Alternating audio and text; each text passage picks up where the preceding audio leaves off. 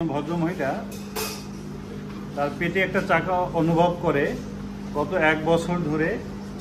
তো ক্রমেই সেটা বড় হতে থাকে।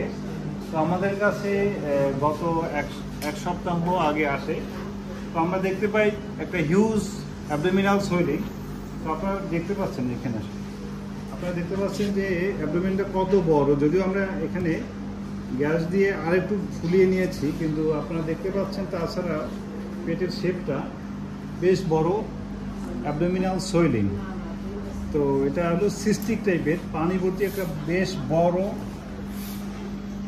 টিউমার, বেশ বড় একটা হিউজ সোয়েলিং। হয়তো 2-3 লিটার পানি আছে এরকম একটা টিউমার হবে। লিভারের নিচ থেকে শুরু হয়ে পেটের ডান পাশের নিচের অংশ পর্যন্ত, যেখানে জরায়ু থাকে সেই পর্যন্ত পেটে চলে গিয়েছে। তো আমরা আজকে ল্যাপারোস্কোপিক্যালি এই অপারেশনটা শুরু করেছি।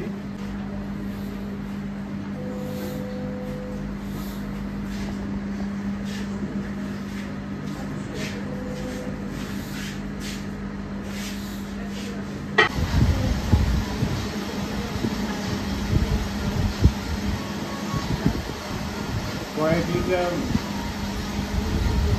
ভর্তি পানি ভর্তি বা লিকুইড ভর্তি একটা সিস্টিক সোয়েলিং বা টিউমার।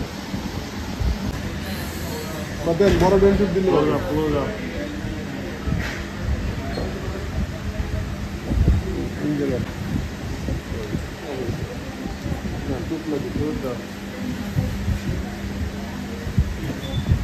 সিস্টের inner lining,